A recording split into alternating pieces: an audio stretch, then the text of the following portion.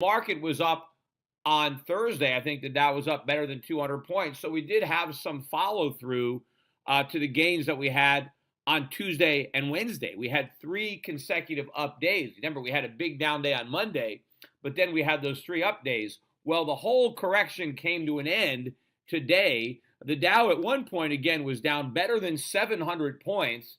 We didn't close that bad. We were down 572 points, but still below 24,000, 23,932. This is only the second close this year below 24,000 on a weekly basis. The last time was 2 weeks ago. The NASDAQ down 161 points, back below 7,000, 6,915. Dow Transports were also down big. They were down 307 points, just barely avoiding a Dow theory sell signal. So we're not quite there. We can easily be there on Monday. I mean, if we have another down day on Monday, it seems that we're going to have a sell signal for the Dow theory. And that seems to be the pattern.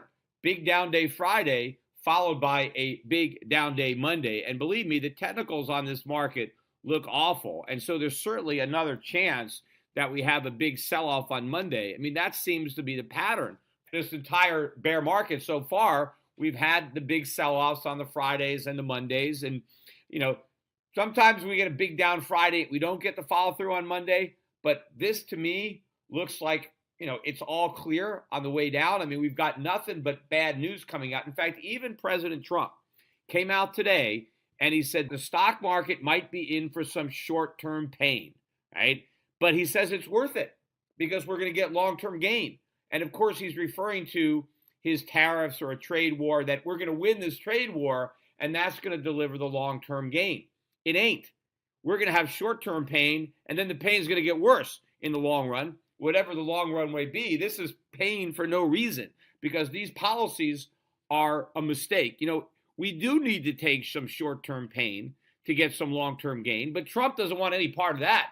What that would mean is cutting government spending, cutting entitlements, cutting defense, right? Shutting down government agencies and government departments.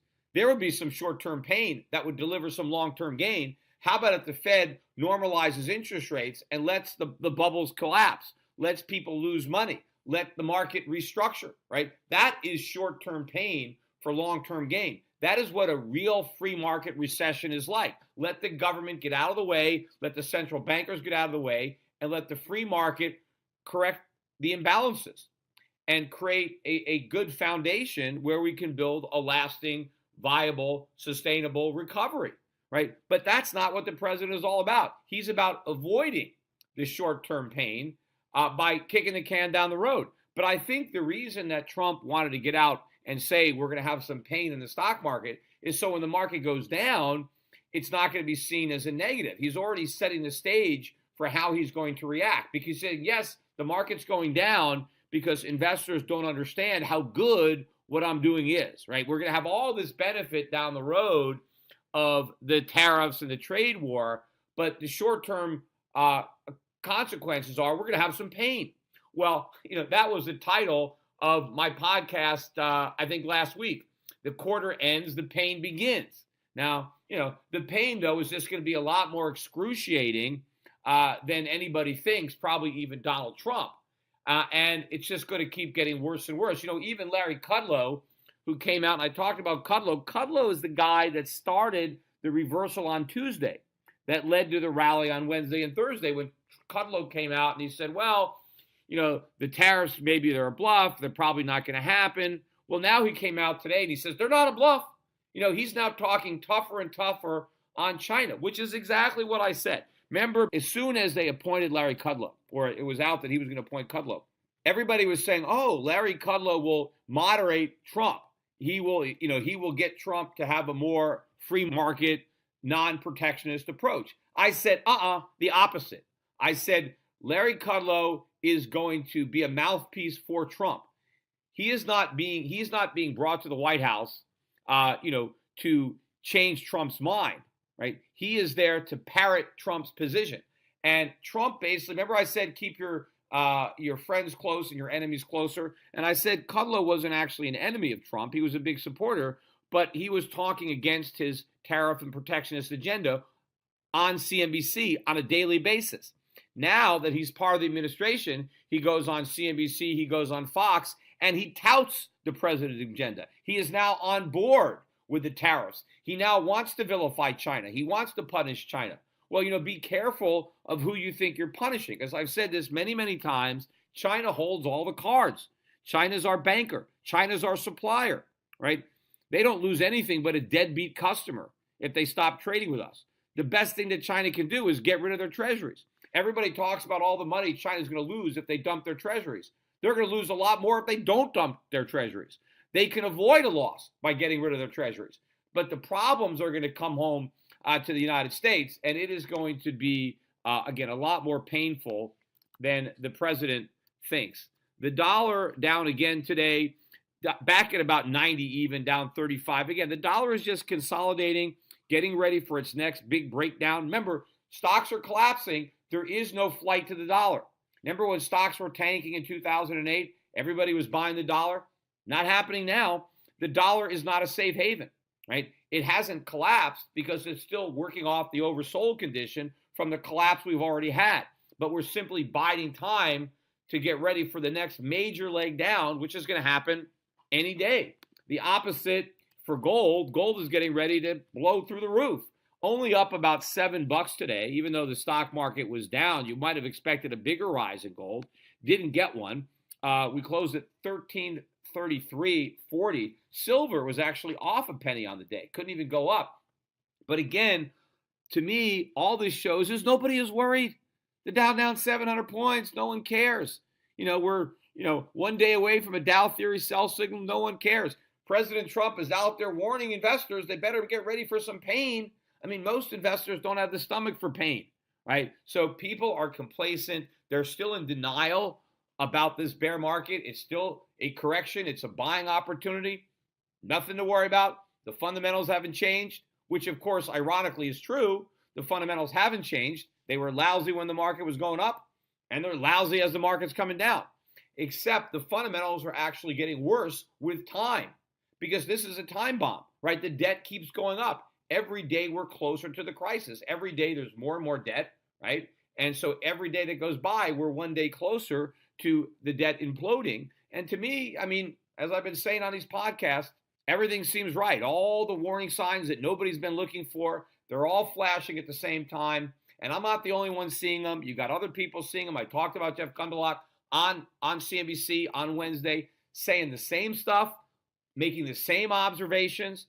And so they're there. It's just that so few people are looking for it because they don't know what to look for.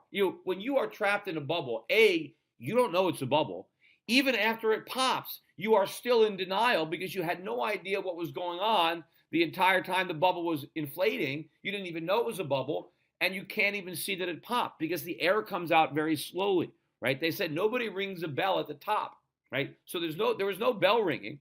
But if you know what to listen for, you hear the bells, and they have been ringing them. It's just that the people are tone deaf if they are in this bubble. In fact, not only did we get the tough news, oh, by the way, the market was down from the bell based on new tariffs that are being announced by China on American products in retaliation for the new tariffs that we put on, right? So the trade war escalating. And so that negative news, the market sold off. But then when Larry Kudlow comes up and says, hey, we're not bluffing, and starts talking tough, just like the president wanted him to do. Well, to me, that's a game changer right there. But we also got negative economic news, right? Today was the jobs report, the March jobs report. And remember, we had a strong report on Wednesday coming out from ADP on private sector employment. And a lot of people were looking for a strong number today. I mean, the consensus was 175, but the whisper number was well north of 200. There were some people looking for another 300. Remember, February, we got 313,000. And so there were people that thought we would do that again. Well, we ended up with 103,000 jobs. A very, very weak month, one of the weakest months we've had in some time. Now, they did revise February slightly higher from 313 to 326, but that really looks more and more like an outlier. which is what I said at the time. Remember, I did a podcast when that report came down. I said, that's a real head scratcher.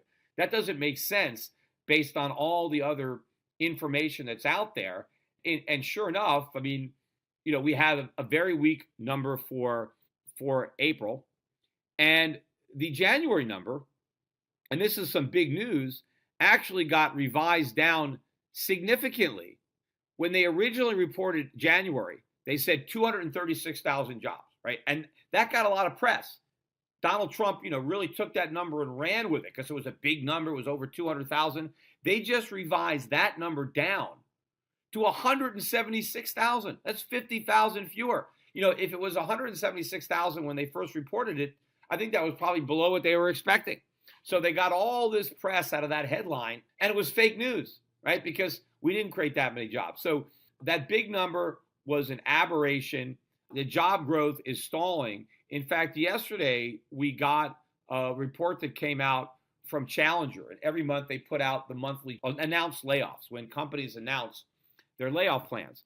And they saw 60,357 announced layoffs in March. It was a 39% increase from March of the previous year. And it was the biggest monthly total in more than 2 years, or nearly 2 years, for announced job cuts. So more companies are announcing that they're laying people off. Job growth is stalling, right? And if job growth is stalling, right, the economy is stalling. Consumer spending is going to be stalling. In fact, today, consumer credit came out. It was the weakest increase in consumer credit in 5 months, much lower than they thought. Remember, if Americans can't charge it, they can't buy it because we're broke. And so if credit card debt isn't rising, it's because Americans aren't shopping. And if Americans aren't shopping, maybe we're going to have 4 consecutive months of declining retail sales. But what Americans are buying is imported. We got the trade deficit that came out yesterday. And remember, every time I talk about the monthly trade deficit, it's a new record. If you take out crude oil, right? It's a new record. And this is no exception. The deficit that we just got for February was the highest in almost 10 years, which means it was higher than any trade deficit we had under Obama. And if you take out oil, it was the biggest trade deficit in American history. So the trade deficits are going up. The budget deficits are going up. As I've been talking about, these twin deficits are exploding. So far, Trump has made no progress in reducing America's trade deficit. And somehow he thinks these tariffs are going to make a difference. They're not. In fact, his tax cuts guarantee bigger deficits because all that money is spent buying imported products. Even if you slap tariffs on those products, those are still the products that Americans are going to buy. They just won't buy as many because they won't be able to afford as many because the prices are higher. But it's not like they could just buy an alternative version made in America because we're not making those products. But, despite all that bad news, the stock market didn't even really sell off when that very weak jobs number came out. But, it sold off as the day progressed. And again, the action today, even though we didn't close on the exact lows, I mean, we sold off. The market looked weak to me all day long. I mean, the only positive for the market was that bond prices rose and interest rates declined a little bit, but they didn't decline dramatically. I mean, that's another market that I think is getting ready for another big move in the wrong direction, right? Down, which means higher interest rates. See, everybody, again, believes that, if the economy gets worse, then interest rates are going to fall to cushion the blow. Well, that may not happen. If we're doing this trade war, if we're increasing our deficits, if we have bigger budget deficits and bigger trade deficits, which means we need foreigners to finance a larger debt, which means they have to buy more. But now we have China and our other trading partners, we're not going to buy, right? Then that's going to be the big shocker for the market, is that the stock market goes down, the economy slows, and interest rates rise. And obviously, if interest rates are rising as the economy is slowing, that's like a double whammy, right? You don't get the buffer. In previous recessions, we've gotten the benefit of falling interest rates.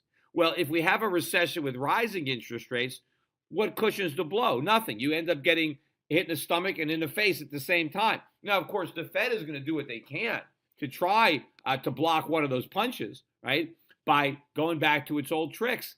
But that is the problem. Their bag of tricks is empty. It's not going to work. They're going to try. They can cut rates, sure, but when you're not even at 2%, you don't have a lot of room to cut. Now you can launch QE4, but given how big the deficits are during the recovery, remember I said 1.2 trillion is what we're looking at for a budget deficit without the recession. So now the recession starts and we're at 2 trillion or higher, and now the Fed has got to announce QE. And again, the markets are anticipating QT, right? When the Fed announced quantitative easing the first time, the markets were expecting the Fed to do something like that. After all, we were in a crisis, right? Everything was falling apart. Financial crisis, it could be worse than the Great Depression. So when the Fed came out and announced this bold measure, people, okay, and some people like me were worried about it, correctly so, talked about why this is the wrong thing to do. That's what sent gold up to 1900, right? But by the time they did QE2 and QE3, all right, or certainly QE3, everybody thought this is great. We expect the Fed to do this, and it's working, everything is fine. But if they launch QE4, nobody expects that. In fact, they expect the opposite. The markets expect the Fed to shrink its balance sheet. So if you're all geared up, if everybody thinks the Fed is going to shrink its balance sheet, and then it does the opposite of that, that is much different than the Fed not having a position at all on its balance sheet, and then saying, oh, we're going to increase the balance sheet.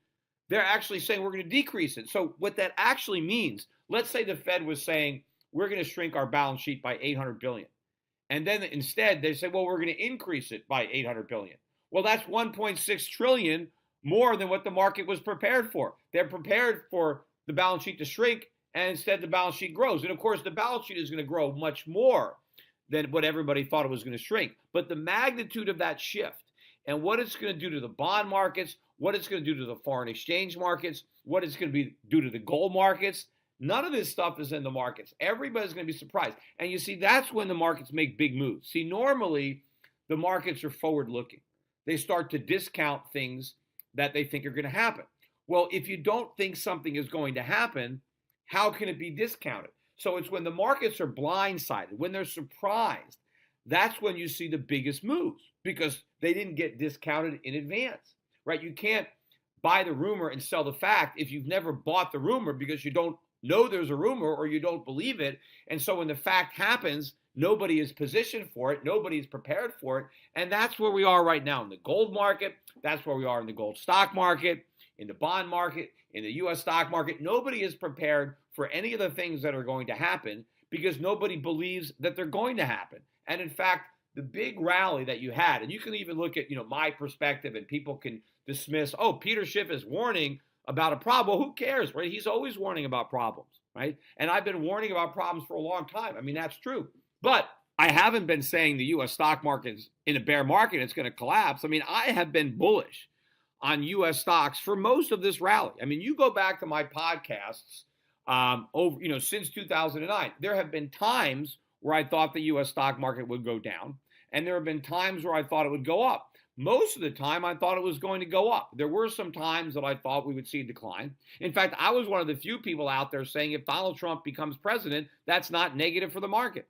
It's actually better than Hillary Clinton winning, right? So I'm not always out there saying the U.S. stock market is going to go down, right? Now, that's different than me telling people to invest in the U.S. stock market. I have not told people to buy U.S. stocks, even though I didn't think they were going down, because I thought they would make more money buying foreign stocks, right? And I thought the dollar would go down. Now, you could say, well, people would have been better off had they bought U.S. stocks for 2012 or 2013, 2014, 2015. Yes, that is true.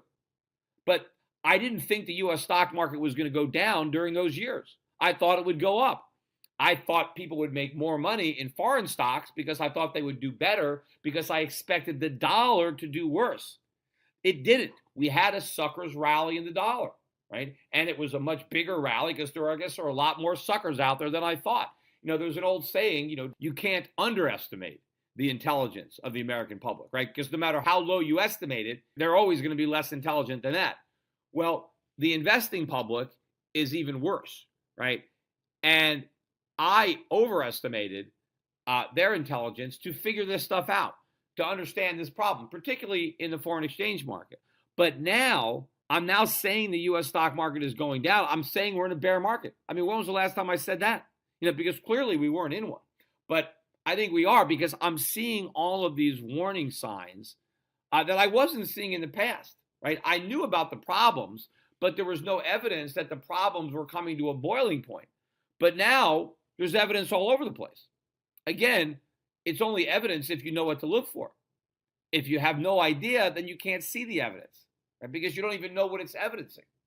So you can't just, dismiss Peter Schiff and say, well, he's always bearish. I am not, right? There's a difference between telling people to invest in foreign stocks instead of U.S. stocks because you think people will make more money in foreign stocks than in domestic stocks, than saying, I actually think U.S. stocks are going to go down.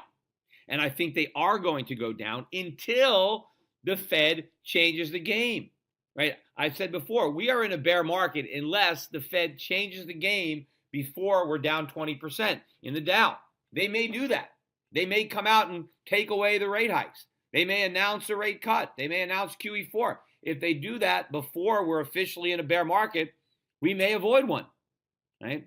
But I think they're going to wait until we're in a bear market, and then they're going to change to prevent the bear market from getting any worse, right? Because I still think that we're going to technically get one, but with that caveat. But even if the Federal Reserve does that, it is not going to generate the real returns on the U.S. market relative to what investors could get overseas, because the dollar is going to tank, and that is going to wipe out probably most, if not all, of the gains that you would have in U.S. stocks.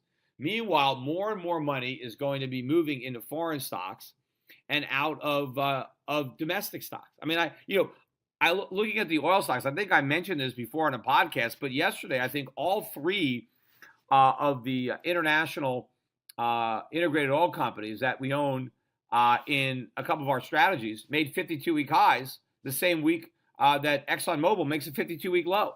So when you see U.S. oil stocks making lows at the same time as you see foreign oil stocks making highs, 52-week highs, what is that telling you, right? Money is flowing out of U.S.-based assets into overseas-based assets. Now, maybe people are starting to gear up. They're starting to worry about a trade war and the implications of a trade war on American businesses versus foreign businesses. That could be part of it, but there's probably a lot more going on here.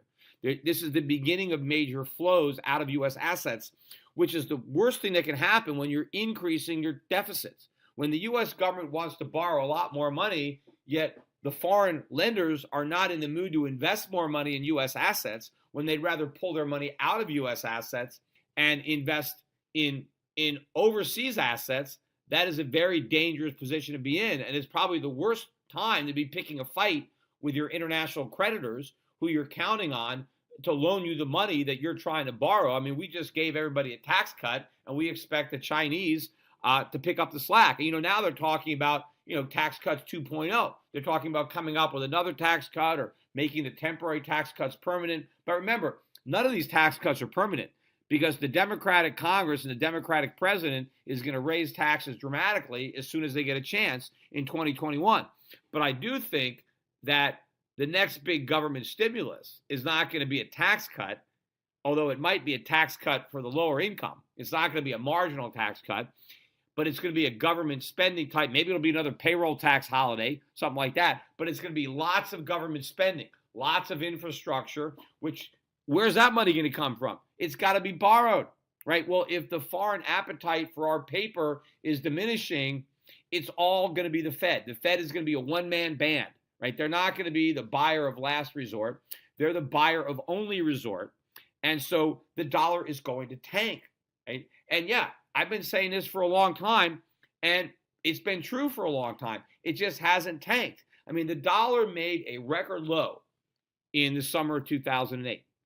And ironically, the financial crisis saved the dollar. People just rushed into the dollar. And then when the Fed announced QE1, the dollar started to tank again. But when the Fed launched QE3 and basically declared victory and started talking about tapering, right, and raising rates, everybody thought that it worked, that the Fed's experiment was a success, that guys like Peter Schiff, who were pointing out the problems, were wrong, and then we had this big sucker rally in the dollar. Well, the suckers are about to find out how wrong they were, because when the Fed announces QE4, they're going to realize that it was a failure, that the people like me who are critical of QE1 were right the whole time. And next time, the dollar's not going to stop falling. This next crisis is going to be centered on the dollar. The dollar is going to be the focal point of the crisis, and then the treasury bond market, which again is just longer-term dollars. And the next time gold goes up, it's not going to stop, right? It peaked out at 1900, and then eventually it fell because everybody believed that everything was great. And when they find out that it's not, and that it's never going to be better, that there's no way for the Fed to ever reverse course, that the balance sheet will never shrink, that interest rates will never normalize, then gold's going ballistic. The only question in my mind is how much time do we have between now and then? And I don't know, but you want to err on the side of caution. You want to err on being early, because you can't be late, because if you're late, you're too late.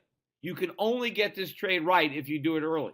Now, sure, doing it now is better than doing it 4 or 5 years ago, right? So it's more advantageous, but not doing it at all, it's better to have done it 5 years ago if you don't do it at all. But the perfect, or the great thing about people who are listening to this podcast now who didn't follow my advice 5 years ago, you can actually follow it now and you're going to be better off because you sidestep that sucker rally in the dollar. Of course, most people are not going to follow my advice now, and so they're actually going to be much worse off than the people who followed it 4 or 5 years ago, right? The people that ignored me 4 or 5 years ago and just put all their money in the U.S. stock market, well, they have more money than people who put all their money in foreign stocks or gold, but not for long. In a short period of time, the people who follow my advice are going to have a lot more money than the people who ignored it. But for now, you have an opportunity to follow my advice later and be better off than the people who followed it earlier. Now, if you started following my advice in 2001, right, well, you're better off than the people who were in the U.S. stock market over that longer time period because we got that huge wave up. I remember gold was under 300 in 2001. That move up to 1,000, that was a big move. Oil, foreign stocks, went on a tear. But there was this really bad period of time for foreign investing and gold stocks from 2013 through the end of 2015, right? And I had a lot of clients with me during those years. We experienced some pain, right? Just like Trump is saying that U.S. investors are going to have to experience some pain. Yeah, he's underestimating just how painful it's going to be. Well, we already experienced the pain. If you've been a gold investor, gold stock investor, if you're out of the dollar, you experienced that pain for those 3 years, right? And what made it even more painful was that you missed out on this great party where everybody else was making money. Well, this is the payback. And you know what they say about payback, right? So we're about to get the long-term gain. We took the pain, and now we're going to get the gain. And, of course, the gain started in January of 2016. My strategy bottomed out just after the Fed raised interest rates. And that's when everybody thought it was going to get worse. Oh, when the Fed raises rates, the dollar's going to get killed. Well, the dollar went up. Oh, when the Fed's going to raise rates, gold's going to get crushed. It's gone up $300 an ounce. So that trade is just building momentum. But for a lot of people, all they did is make back what they lost. So the real gain is what's going to come over the next few years. But that's when the real pain is going to come for everybody else. And they have no clue that it's coming, right? And maybe they think, oh, I'll take a little pain. They have no idea just how painful it is going to be. So take advantage of this opportunity before the bottom drops out of the dollar, before gold goes through the roof. Get your portfolio reallocated. If you have a Euro Pacific Capital account, just over the weekend, call up, or a Monday morning, call up your broker, add to it, transfer some more money over there. If you don't have an account, open one up, right? Fund it. Buy yourself some gold. Call up my guys at SCHIFF Gold. Go to goldmoney.com. Open up an account there. And, hopefully, we have a few more months of this. I don't know. I'm joking. I'm about to leave on a cruise. And when I did my talk today, I said, I don't know how much time we have. Hopefully, we have at least until the cruise is over. Because most people won't be able to get their account set up until they get back on shore. And, of course, we probably do have another couple of weeks. But you never know, because one day we won't have a couple of weeks, because one day will be the day before the collapse. And I believe the collapse is going to start while we're all sleeping. I believe it's going to start in Asia, right? A big move down in the dollar will happen overnight, right? A big move up in gold will happen overnight. And most Americans are just going to sleep through it.